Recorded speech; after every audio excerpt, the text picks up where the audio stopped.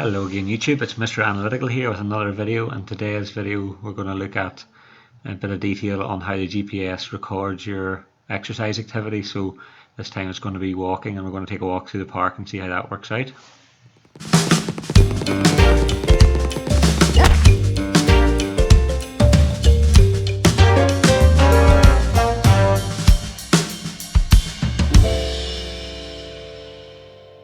And for this we'll try and enable walking on the Sport and on the S3 Samsung Health. And if we just find the workout type, so we can go in here and select activity type and change that to walking, and we'll not set any target, and we want location turned on. Sorry if the screen is hard to read there. And there's guided intervals every 1 mile and so on. So let's have a look at the options on the Sport. We go across to walking. It may well just start the walking exercise, but let's see. Start walking, target as a basic workout, and we turn on location, auto pause and guided intervals of every mile. So let's give that a go. Oh, you can see it's saying location detected there. It doesn't seem to do that in on the Gear S3, but let's go ahead and try and do a bit of a walk and compare what we get here, and I'll try and do a better job on the video for that. So the first thing I'm going to do is enable Flaunt It, and that's an app that basically puts the screen into always on for half an hour. We'll just do that on Sport, and I'll do the same on the S3. Start, yes. And then we'll go out of there. So then we're going to enable walking on both. So walking and start walking, and we'll use location. And on here I'm going to do the same. I'm just going to pause a second. I'm going to set up go into S Health on here and start walking. And again, use location based features. And I'm going to hit resume on this one. I don't want to open music. I haven't started walking yet, so they've both auto paused, which is good. I've got a gimbal here called the DJI Osmo, and I'm going to use it to try and track the watches and actually see. So you can see they're both auto paused here now. I'm going to start walking and they should start to record. I hope. Yeah, so you can see the S3, and you can see the little location pin at the top. So that should mean that they're both recording location. And on the Sport there you can see the duration at 39 seconds. And on this S3 you can see the distance.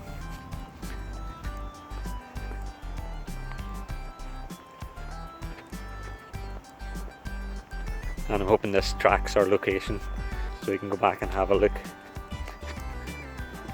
and see how we get on.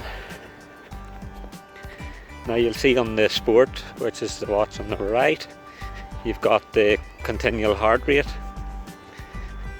and it's sitting there at 9900 beats per minute. Heart rate on the S3 is sitting at 76. Now really, to make this a fair test, I would really need the S3 on down at the bottom of my wrist where the Sport is, but on the way back I'll maybe swap the two around and see if that works. So we've got some nice autumn leaves out.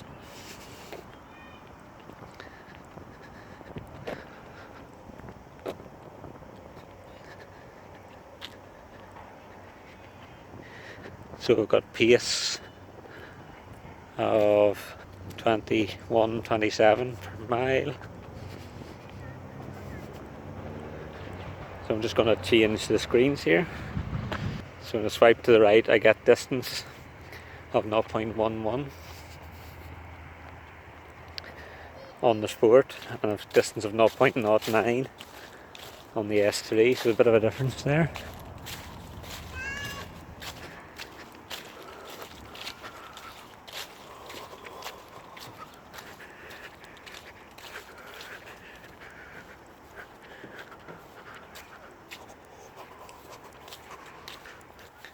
So you can see you'll be able to play music. You've got a music window. I'm sorry I can't show you me swiping, but I'm going to swipe to the right here and see what the next screen is. So the next screen for the both is duration, and you see you've got a heart rate of 122 there and a heart rate of 81, so there's a big difference in the two there, but I did say I would swap them around, so I'll maybe stop now and swap the two around. You can see when I've stopped to show you the other screens, they've automatically paused and they give you all the data, so I can't actually swipe between the two. So there's on the S3 you've got distance, calories, speed, heart rate, and you can see here that the S3 has started the exercise again. That's sitting at 0, so this I think is what gives us what you'll see later, a false dip on to 0 on the speed on the graph. And I don't seem to have speed on the sport. We've got duration, distance, calories, but I don't have speed option there. So you can see the functionality is pretty much the same here, although I seem to have a bit of a variation. So I'll swap the two watches around and see if the heart rate gets any more accurate on the S3. So here we go. Let's see, view of the nice park. So it should resume again now I've started walking again. So again we've got the distance, again we've got that slight error in the distance there.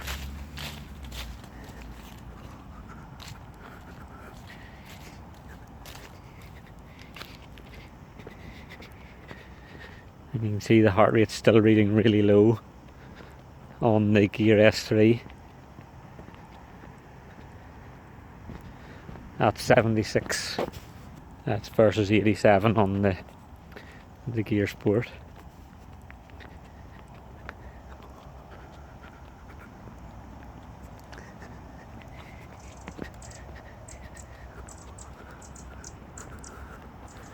So you can see now my heart rate's really rocketed to 107, so maybe it is just down to wrist position, but the Sport has a protruding heart rate sensor which should measure more accurately.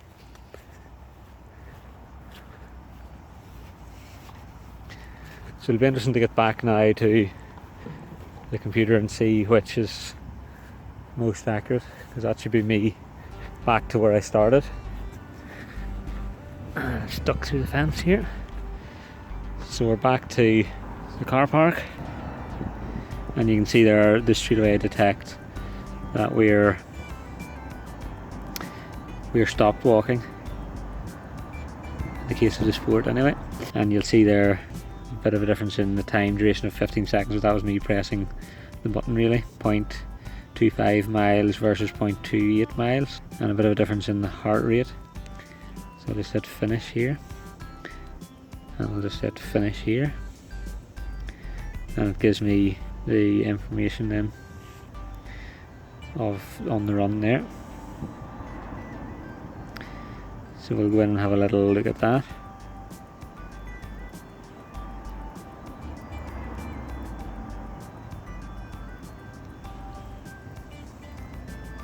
Now the Sport, you'll notice, did come up saying that it's connected to the Wi-Fi, so I think it has got a little bit of a head start here because it's been able to put a bit of map location on the GPS, whereas because I have the S3 is in standalone mode, so it doesn't have any information. So we'll go in and have a look. So we're back inside now, and we've got the two watches here side by side after that little walk that we done. So on the Gear S3, first of all, to show you, if you go to the walking widget and just scroll down to the bottom until you see view log. If you press on view log, you'll see today's exercise of walking again for 6 minutes and 30 seconds. And then on the Gear Sport, you go into this walking widget, and again, if you press on Friday there, that you can see, you can scroll down again, down at the bottom you'll see view log. Press on view log, and again you'll see the 6 minutes 15 seconds or so of walking that we've done, and you can press on there. So and press on there on the the Gear S3. So let's just have a look at the information that they both give you. So we've got on the S3, we've got the time, from what time until what time, and you've got that on both, and you've got the duration on both. The distance, 0.8 versus 0.25 miles, so the Gear S3 here has under recorded a bit, or vice versa, I'm not sure which. Burnt 22 kilocalories on the Sport versus 27 kilocalories on the S3. And if we scroll down, then we'll see a graph, and again we've got the speed here in miles per hour, and it looks to me like we did stop once or twice, so we'd expect to see it dip right down like the S3 shows here. So I would nearly be saying that the S3 speed is more accurate here. The heart rate in beats per minute has been ticking along, and on the S3 it ramped up. Now remember, we did change the strap position. We had one of them on the bottom of the wrist initially, and then we swapped the two around, so we moved the Gear S3 to the bottom of the wrist. So I'm not sure which of those is right, guys, and you know, these are really, they're both smartwatches. This one's more geared for sport, so potentially it should be more accurate. And we've got the pace then as moderate for 4 minutes, and the pace is moderate for 2 minutes on the S3. So I suppose in terms of tracking your workouts, you know, you'll get an indicator of whether you've done better than previous or not, but whether any of them would be scientifically accurate, I'm not just sure. So you've got total duration, an average pace per mile, average speed has been recorded in both, and then maximum heart rate 107 versus 126. So again, I had the Sport on my wrist in the lower position for longer, so this may be more accurate. And we do have this little bump at the back, which should improve the accuracy. So then what we were really looking at was the location. Now the Gear Sport was cute, and it connected to the Wi-Fi in the building here just as I came close, so it has downloaded the map around the area, and the S3 hasn't, because it didn't have Wi-Fi enabled. So on both of the watches, this is what you would get as a result of your walk. You'll get a sort of a map there that you can have a look at, which shows the route that you took, and that actually looks pretty accurate for where I was. And you can see the same on the Sport, and you can see that they're both sort of the same shape, so I'm pretty impressed there. The Gear S3, you can share that on Facebook, and that option doesn't seem to be available on the Gear Sport. So if we turn them on now and synchronise them to the phone, we'll be able to get a better look at the data on there, hopefully, and have a look at the map and route that was given. So here we are in the S Health app. So basically it just popped up with a little message saying syncing with Gear Sport, and it said steps and heart rate data received from the Gear Sport. So we should be able to find in here somewhere our walking. So you can see here Friday the 3rd of November, and we've got the data from our walk there. We've got walking for 6 minutes 14 seconds from the Gear Sport, and we can click on that, and that'll bring us into the detail screen, which gives us a detail of what we've done in that walk. So this shows basically our route. So we started at the door of the building, which is here, and we walked right through the park, round the kids play park, and back to the start into the car park again, and which point we disconnected. So you can see then there's the data on that, 6 minutes, and the speed and everything, speed, heart rate and elevation, and the moderate speed. The blue line is our miles per hour, and the orange line is our pace. So there it gives you workout duration, distance, calories, total calories, all the information you would need. Maximum pace 16 feet 43 inches per mile, and then you can have notes there, and you can export that as a GPX file. I'm not sure what that's for now, but so that's the walking. And you can see if we click on this little icon at the top, it brings us into a map, and we can actually see, we can zoom out and see where we are. So we're in Northern Ireland. If I zoom right away out, you'll be able to see where we are.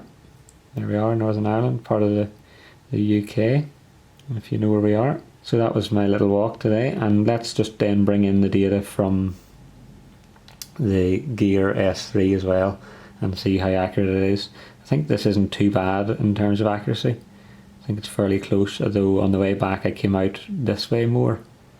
So there's a slight inaccuracy there in terms of the data. It should maybe come more like down here and come here, and then, but let's see if we bring in the result from the Gear S3 and see how that looks. So what I'm going to do is go back out and go to my Gear and turn on the Gear S3 and take it out of flight mode, and I'll put the Gear Sport into flight mode. So that'll disconnect us there. So on the Gear app we just select which device we want to connect to. So we're going to connect to the Gear S3 and it should connect, and then again we'll go into Samsung Health. You can see it's connecting, and I'm hoping it'll give us the two different logs there and we'll be able to compare. So go to Samsung Health and you'll see it should pop up at the top, syncing with Gear S3. Steps and exercise tracker data received, and there we go. So we can go into the walking widget, and now we've got a second result down at the bottom from the Gear S3, 1449. So you could wear both the watches if you wanted and you'd have all the information. So again, this one says quarter of a mile and this one's nearly a third of a mile, so a wee bit of discrepancy in the distances there, but let's go and have a closer look. So here you can see the little walking map again. So again, we started in the park, went around the kids' playground, and this is slightly more accurate as in that it shows that it didn't come up on the upper path here. I came back on this lower path and to the flag, so maybe slightly more accurate there, but for all intents and purposes I think they're both pretty much equal there in that respect. So that's quite interesting, that really if you don't need to buy the Gear Sport over the S3 for GPS data, because they do seem to be very similar. The only one thing is I do think the heart rate is more accurate on the Sport. So you can see now we've got speed. It dipped away down to 0. We did stop at one point in to adjust the camera or to swipe through some screens. So I do believe that graph, and that was missing on the Sport, so I'm not sure what happened there. We've got the moderate pace, and we've got all the other workout data. And again, you've got notes, position at the bottom. So there is slight differences in some of the data, the distance and so on, and the location, but I think it's going to be, for anyone who just needs approximate location, distance and covered and so on, it's going to be adequate. So guys, that's really the second part, and that'll hopefully give you guys a bit of an idea of the way that the GPS works on both the Gear S3 and the Gear Sport in terms of tracking your exercise. And I hope you've enjoyed that video. It did take quite a bit of effort, so plenty of thumbs up this time, guys. Give me plenty of likes. I think I deserved it this time. After answering one of the most requested topics, a lot of you guys have been asking for, can you show me how the GPS works, how the GPS compares? So I would say that it is pretty comparable on both. I don't really see any problems there. They both seem to be similar accuracy on the GPS. So again guys, thanks for watching, and of course like and subscribe below, and I'll be back soon with another video. Thank you, bye bye.